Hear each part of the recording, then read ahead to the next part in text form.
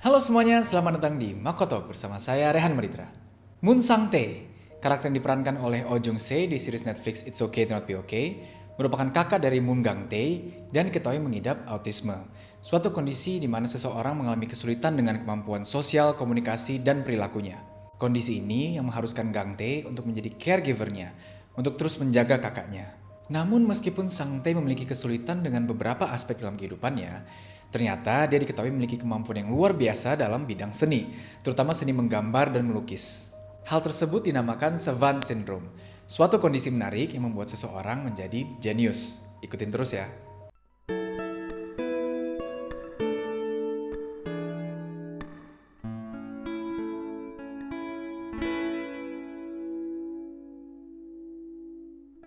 Kita mulai dengan membahas tentang apa itu autisme atau sebutan resminya Autism Spectrum Disorder.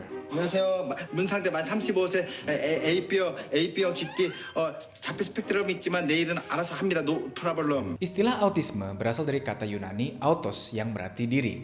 Karena seseorang dengan autisme mengalami kesulitan untuk berkomunikasi dan berinteraksi dengan orang lain. Sehingga seringkali terkesan menarik diri dari situasi sosial yang orang lain lakukan secara natural dan membuatnya seolah-olah berada di dunianya sendiri.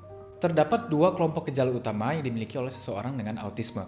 Yang pertama adalah adanya gangguan dalam komunikasi sosial dan interaksi, dan yang kedua adalah adanya pola perilaku, minat, atau kegiatan yang terbatas dan berulang.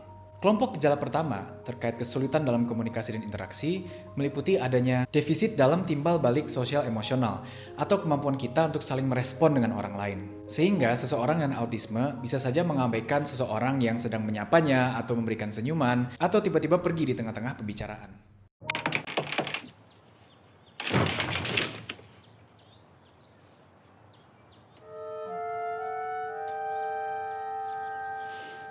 누구? Pengidap autisme juga bisa mengalami defisit dalam perilaku komunikatif nonverbal yang digunakan untuk interaksi sosial. Jadi sulit untuk memahami dan menggunakan gestur tubuh atau ekspresi wajah saat sedang bicara dengan orang lain, dan juga sulit untuk melakukan kontak mata saat sedang bicara. 가장 사랑스러운 표정을 좀 지어주세요. 사랑스러운 예.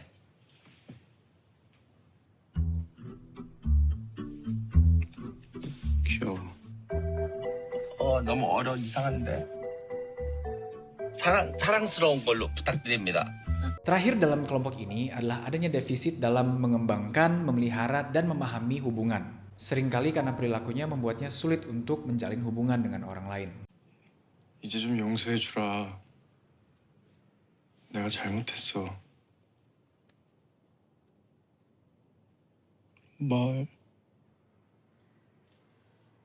뭘 잘못했어? 뭘 잘못했는데? Kelompok gejala kedua terkait pola perilaku, minat, atau kegiatan yang terbatas dan berulang meliputi gerakan atau suara yang dilakukan secara berulang, 짝꿍.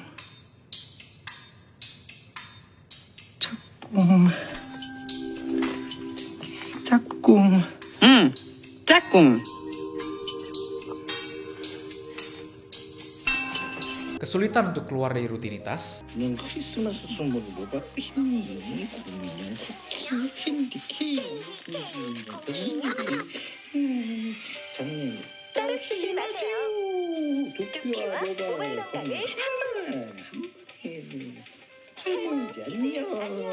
안녕 모발 안녕. ketertarikan pada suatu topik secara mendalam, cenderung obsesif bahkan, 돌리는 케라토사우루스 보세요. 육식공룡 그리고 우리 둘리 엄마 이거 보세요. 둘리 엄마는 브라키오사우루스 초식공룡으로서 머리 꼭대기에 콧구멍이 있는 게 아주 큰 특징입니다. dan respon yang kurang ataupun berlebihan pada suatu stimulus tertentu seperti cahaya, suara keras, atau sentuhan.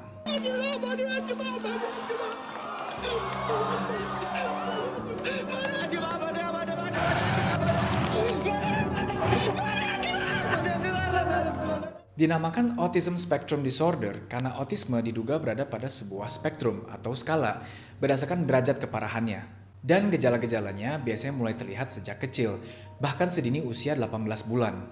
Meskipun penyebab pastinya masih belum diketahui, perubahan atau mutasi gen yang diturunkan atau faktor lingkungan seperti infeksi, obat-obatan, atau komplikasi semasa kehamilan bisa mempengaruhi munculnya autisme pada anak. Tetapi diagnosis resmi harus dilakukan oleh tenaga profesional seperti psikiater atau psikolog, sehingga bisa dibuatkan rencana terapi yang tepat berdasarkan kebutuhan.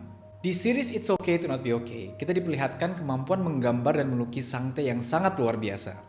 Hal tersebut dinamakan Savant Syndrome, savant dari bahasa Prancis savoir yang berarti untuk mengetahui atau ilmu, dan merupakan kondisi langka di mana seseorang dengan disabilitas mental seperti Autism Spectrum Disorder menunjukkan sifat jenius atau kemampuan super, seperti memiliki ingatan yang luar biasa, bisa berhitung dengan sangat cepat, memiliki kemampuan seni di atas rata-rata, atau mampu bicara banyak bahasa. Hanya sekitar 10% dari pengidap autisme yang memiliki Savant Syndrome, sebagian besarnya laki-laki. Namun di antara seluruh penyandang disabilitas otak atau mental yang menunjukkan sifat Savant Syndrome, hampir setengahnya memiliki autisme. Ada 3 tingkatan dari Savant Syndrome. Savant dengan splinter skills memiliki kemampuan baik untuk mengingat hal-hal yang mungkin oleh orang lain dianggap sepele, seperti menghafal ribuan nomor plat mobil, peta, ataupun fakta-fakta tentang dinosaurus. 이거 지붕도마뱀이라는 뜻이야. 지붕도마뱀이라는 뜻. 이제 와서 오긴 뭘 와. 골판. 이게 둥쪽이를 따라 도단한 골판이 특징이며 주라기 후기에 그때 살았을 것으로. Talented savants memiliki kemampuan baik dalam bidang tertentu, seperti memainkan instrumen musik ataupun menggambar, dan sangat menonjol ketika disandingkan dengan disabilitasnya. Dan prodigious savant merupakan savant dengan kemampuan yang sangat luar biasa, bahkan untuk orang yang tidak memiliki disabilitas.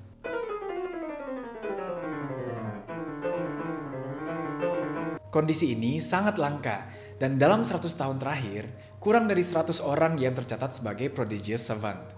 Berikut beberapa savant terkenal di dunia. Karakter fiksional di film Rain Man, Raymond, yang diperankan oleh Dustin Hoffman dan memiliki kemampuan yang luar biasa untuk mengingat, terinspirasi dari Kim Peek, seorang penyandang disabilitas otak yang dianggap sebagai mega savant. Sejak kecil, dia mampu untuk menghafal semua hal yang dibacanya. Bahkan dia mampu untuk membaca dan menghafal sebuah buku hanya dalam waktu 1 jam, dengan menggunakan mata kirinya untuk men-scanning halaman yang di sebelah kiri dan menggunakan mata kanannya untuk men-scanning halaman di sebelah kanan. Dia mampu untuk menyebut dengan tepat isi dari 12.000 buku yang pernah dia baca sebelumnya. Ada juga Stephen Wiltshire, seorang penyandang autisme dari Inggris yang dijuluki sebagai kamera manusia, karena mampu untuk menggambar dengan tepat sebuah pemandangan hanya berdasarkan memorinya.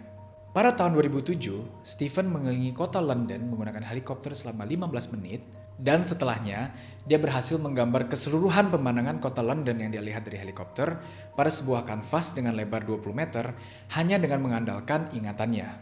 Leslie Lemke lahir prematur pada tahun 1952 dan merupakan seorang penyandang cerebral palsy, autisme, dan tunanetra. Namun pada saat dia berusia 14 tahun, ibunya kebangun di tengah malam dan melihat Leslie memainkan dengan lancar Tchaikovsky's Piano Concerto No. 1 di piano. Padahal sebelumnya belum pernah mendapatkan pendidikan piano secara formal dan baru sekali mendengarkan lagu itu di TV. Dia mampu memainkan kembali secara persis semua lagu yang pernah dia dengarkan meskipun hanya mendengarkannya sekali. Sampai saat ini, dia sudah keliling dunia untuk tur konser dan telah mengkomposisi banyak lagu juga. Daniel Tammet merupakan seorang jenius matematika, penulis, novelis, penyair, dan penerjemah yang mengidap Asperger Syndrome, bentuk ringan dari autisme. Dia mampu melakukan kalkulasi angka dalam kepalanya secara kilat dan memiliki kelebihan dalam bahasa. Saat ini, dia lancar berbicara 11 bahasa dan hanya memerlukan waktu 7 hari untuk belajar bahasa Islandia, salah satu bahasa tersulit di dunia. Mjøvel, takk. Islandsk for meg så fattig. Og jeg fett å lære á 7 døgum. Dan terakhir, ada pemeran utama di series Good Doctor, Park Ji-on untuk versi yang Korea dan Sean untuk versi yang US. Dua-duanya mengidap autisme, tapi berhasil menjadi dokter, bahkan lanjut untuk sekolah menjadi dokter spesialis bedah. Mereka memiliki kemampuan yang luar biasa untuk menghafal ilmu kedokteran yang begitu banyak dan melihat pola-pola yang mungkin dokter lain nggak bisa lihat. Sampai saat ini, masih belum ada penjelasan pasti kenapa seseorang bisa mengalami Savant Syndrome. Tapi ada dugaan bahwa disfungsi hemisfer otak kiri mengakibatkan kompensasi pada hemisfer otak kanan. Sehingga penggunaan otak kanan yang berkaitan dengan musik dan menggambar menjadi lebih besar pada savan. Disfungsi otak kiri bisa disebabkan oleh berbagai hal. Namun diduga salah satunya adalah keterlibatan hormon testosteron saat masih dalam kandungan, yang memberikan efek toksik pada otak kiri janin. Makanya juga sebagian besar savan adalah laki-laki dengan rasio 6:1.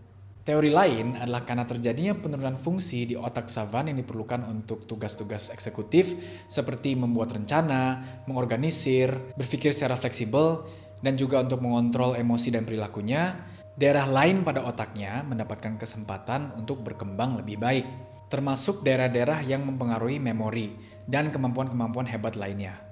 Banyak ahli yang beranggapan dengan membimbing pengidap autisme savan untuk mengembangkan kemampuan spesialnya, dalam jangka panjang itu bisa membantu mereka untuk melatih skill sosialisasinya, komunikasi, harga diri, dan juga memberikan rasa kemandirian. Seharusnya semua pengidap autisme, baik yang memiliki savan syndrome maupun tidak, diberikan wadah untuk bisa mengekspresikan dirinya dengan baik, untuk mengasah potensialnya, karena masing-masing dari kita berhak mendapatkan kesempatan untuk melepaskan kejeniusan yang terpendam. Mudah-mudahan pembahasan ini cukup memberikan wawasan mengenai fenomena yang menarik dan misterius savan syndrome dan juga seputar autisme yang penting diketahui. Kalau kalian suka video ini, jangan lupa di like, share ke teman-teman dan keluarga kalian, dan jangan lupa untuk subscribe. Follow akun media sosial Makotok ID untuk update terbaru. Sekian dan terima kasih.